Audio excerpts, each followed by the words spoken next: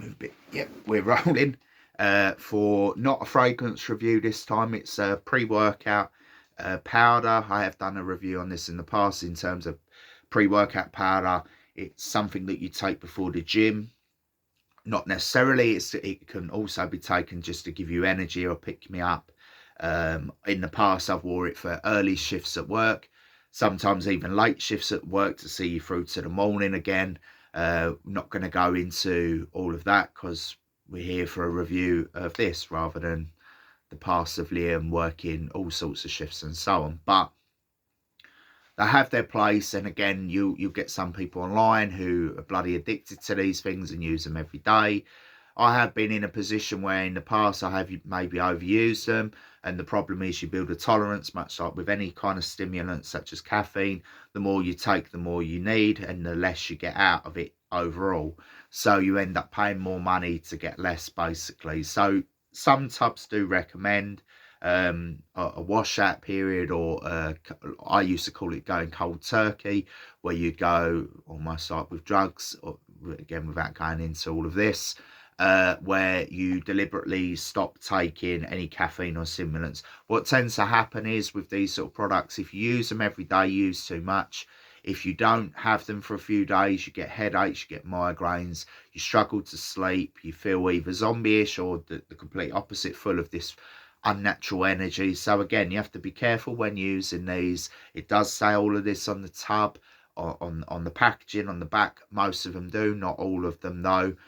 So again, I will, as I stipulated in the previous review for a pre-workout powder, I would recommend being careful with how you use these and using them sensible.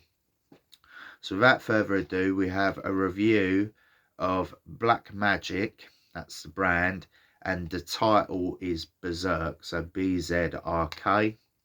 In terms of, I've used 2 tubs of this in the past. I know whenever you say stuff like this, it makes it seem like you're a druggie or a dope fiend, or, you know. But again, in terms of me in the gym, I've been in the gym over coming up for 20 years. So, yeah, you know, and again, I tend to, much like with fragrances, I gravitate towards ones of quality. So if I've used it in the past, the likelihood is I'm going to use it again. I will say though, pre-workouts, there's thousands on the market, both in the UK, in Europe and America and so on. So some of them are better than others. Most of them do the same thing. They give you energy. Some give you a bit more focus, some give you more of a pump, meaning when you're contracting with weight, be it a bicep curl or whatever, you feel it more in the target muscle.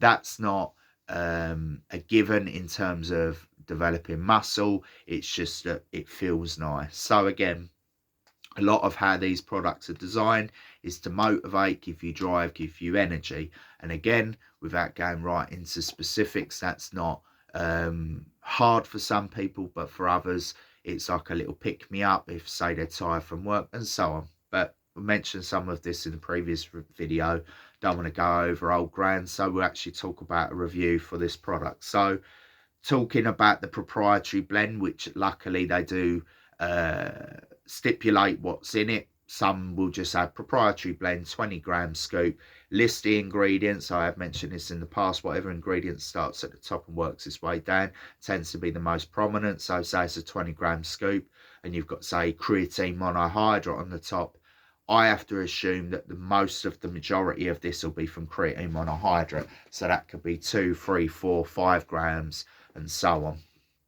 So I just thought I'd put that out there. But again, I have experience of reviewing pre-workouts, so I have experience of using them as like a guinea pig for different supplement companies. And again, in the gym, I've used multiple pre-workouts, so I kind of am in the know in how they word it, how they market it, and all the spiel on the side.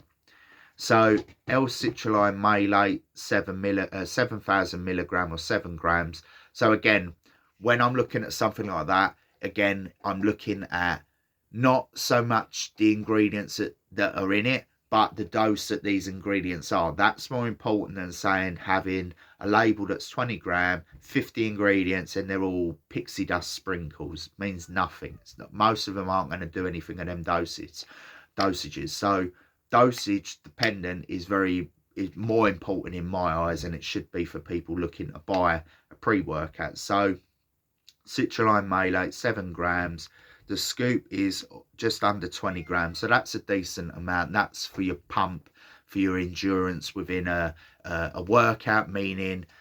And again, we could talk an hour on all of this sort of thing, but to summarize, endurance can fall into different categories. Endurance can fall into, say, with your cardio, like how you recover between doing, say, like a sprint into a jog, or with your weight training from resting from one set to the other. So it has been tested in humans in terms of its performance enhancement, and it does show performance enhancement. So that being the top ingredient, bonded to malate to help absorption, that's decent, and a decent amount. So then beta-alanine, 3.2 thousand. So that's the clinical dose of beta-alanine. Again, that follows in the same guise as the citrulline malate to increase endurance and performance in the gym. One thing I can say from studies I've read in the past and more recently, it's not that it's an ingredient that doesn't work, but it tends to be based more around endurance. And for people that don't know, or I'll tell you now, in terms of training with weights, it's not so much an endurance based event. It's more about intensity of effort and how you can do X amount and recover from it. So again, beta-alanine in this is a whatever. And one noted side effect of a proper dose of beta-alanine, not that it affects me so much anymore, but when I've used it in the past, you get like a kind of redness or flushing on the skin. You also might get itching in various parts of the body. That's a side effect of beta-alanine or niacin, which you can have in energy drinks and so on. So I just thought I'd put that out there, so in case someone panics or, you know, uses a pre-workout or something with beta-alanine or niacin in, that's a normal side effect. It's and a documented one. It's not that one I'm just making up. I've experienced it myself. So, and then on to Glycopump, which is a trademarked version of glycerol powder.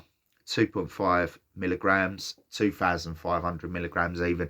So again, that's kind of a mixture of the pump. It gives an endurance effect. It's to basically suck water in to give a muscle. So it's to give you like a fuller look, a bit like creatine monohydrate. Again, there's been studies that show that glycerol. Oh, hello, Una.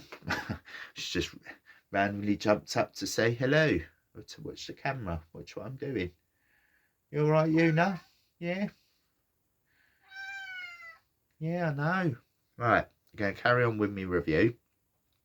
So, yeah, so the first 3 ingredients make up a majority of almost half of the scoop. Let's work quick maths here. 7, 8, 9, 10, 11, 12. Yeah, over half of the scoop. So that's good. 3 ingredients that are studied in human beings, not just rabbits or mice or random animals, where they'll put up a study and it does nothing in the human body. So that's a good start. Then we move on to the Possessed Matrix, which is basically their stimulant proprietary blend. Now, this is where it's a bit annoying because it just says 1,625 milligrams and then there's about 20 ingredients listed there. Now, I have mentioned this in the past, I'll say it again. The ingredient that starts at the top will be the most amount down to least. So when it comes to a stimulant part, I'm looking at where the caffeine's placed and other versions of caffeine, shall we say, or focus enhancement, because again, there'll be some ingredients that are chemically named or the full name on the label, which again, so people don't know. Most of them do the same thing, but sometimes you have to be careful because some of these pre-workouts can actually include banned substances or later found to be banned substances or analogues of things like, again, without naming names, there was a pre-workout many years ago that had a beta P something in it that basically when they tested it, because all these random reviews are coming up online that were raving about this product, it was basically akin to methamphetamine. So, and this is a pre-workout I use. So make of that what you will. Again, you have to be careful with these. I'm not going to say that this is a dodgy one. This is on the safer end, but you still need to be wary of what you're taking. Again, you could go into a shop and just buy something, and you're not always guaranteed to be getting what you're getting. Welcome to the sports supplement industry. But anyway, so we've got L-tyrosines. That's your focus enhancement. That's the first ingredient, caffeine hydronidase. So as I said, that's what I'm looking at. And one good thing I can say is that it does tell you on, shut up, Una. It does tell you on the label how much caffeine's in it, which is important. You don't want to overdose. You don't want to have a heart attack.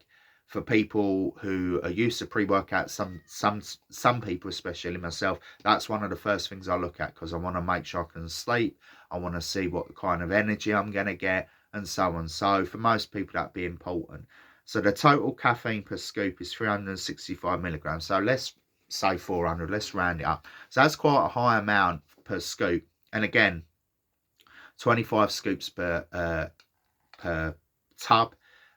So you can do the math. So again, I'm not going to say just buy caffeine pills or just drink coffee. For some people, that's enough. For some other people, if they want to spend a bit more money, and sometimes it's even cheaper to buy a pre-workout powder than say 20, 30 Monster energy drinks or Relentless or Red Bulls or whatever, small, large, whatever. So again, I'll go back to, you make the judgment on that. I'm not going to say one's right or wrong. You do the maths. If you've got the money, you make the decision. You're an adult. You don't need me or someone else saying, oh, pre-workouts are bad, or likewise they're saying that and then they're having 20 coffees a day, or going to Starbucks and having 30 coffees a day or whatever, you know. So and then again, I could go through all there's multiple different ingredients. They're all just there's an extended version of caffeine, which is then XR, extended release caffeine. They're basically just focus enhancement, absorption enhancers, and pixie dust, as I said earlier on the bottom, meaning stuff that's sprinkled in that doesn't do a lot. So again, I'm giving you a lot of good golden nuggets of information here that, again, you know, I could go on and on and on trying to inform and tell people that basically what you should be looking at when you're buying a pre-workout is something that gives you energy, that helps you in the gym, not really something that gives you a pump or something superficial or artificial. Because again, just training and just having a proper meal pre-workout will give you energy, will give you the necessary building blocks to build muscle and to be able to perform in the gym.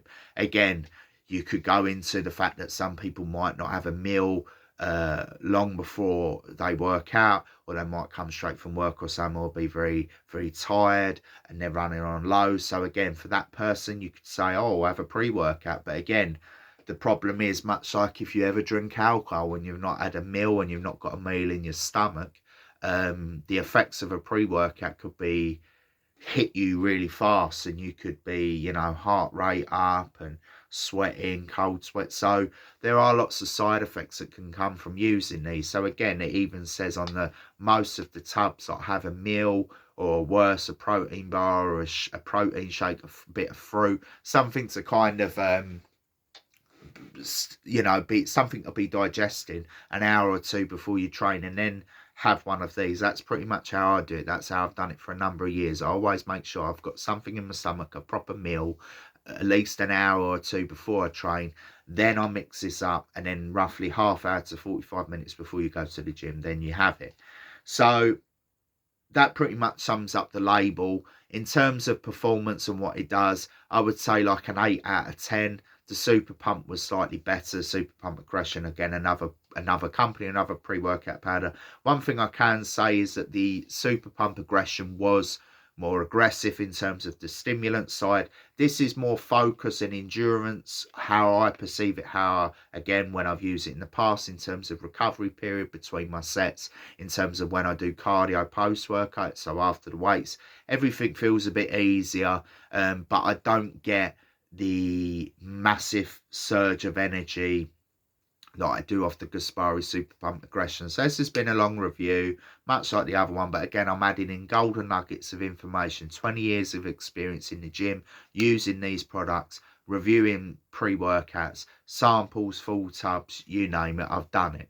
So again, for people who see this, hopefully they can glean helpful information from this. In terms of a recommendation, yeah, I'd recommend it. Oh, in terms of price as well, ranges like most of them, £30 to £40 for a tub, and the servings is 25. So I get slightly more value out of the Gaspari Super Pump because I never feel I need more than a scoop of that. With this one, there's a slightly less caffeine. One thing I can say about this is, unlike the Gaspari, one plus point of this over the Super Pump Aggression, the other pre-workout that I reviewed, is that maybe because there's less caffeine, there'll be people who can get away with maybe not even a full scoop. They might even use a 3/4, so say 300 milligram.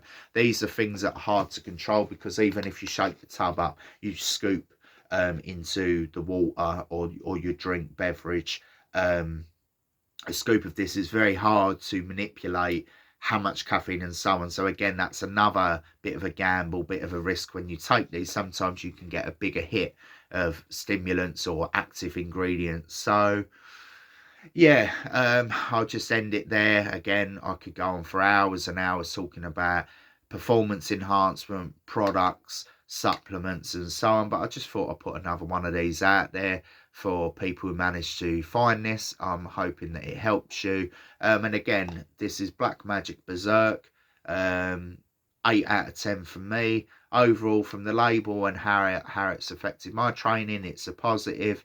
These sort of things, you don't want to be using them every day. These sort of things, you use them when you need them, albeit they can become very addictive. Talking from experience, many years ago, I used to use them for lots of things, going out clubbing, training, on top of other things. So we'll end that there. So again, to summarize, recommended, £30 to £40. Nothing special, but still a good pre-workout. I've used this, I think this is the third tub of this, not back to back, but over the years.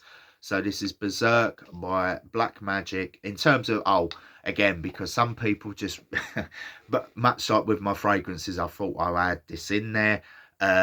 Taste and mixability doesn't really matter to me. Yeah, it tastes fine. I drink it. And it's fine, and it mixes fine. So I just thought I'd add that in there, because some people, again, not naming names, not trying to diss other people's reviews, but they'll do a pre-workout review. They won't talk about ingredients, they won't talk about the effects. They just say, yeah, it mixes really well, blah blah blah, tastes great, 10 out of 10. So I'll just end on that. Nothing more I can say. 8 out of 10. Yeah, if you want to buy it, buy it.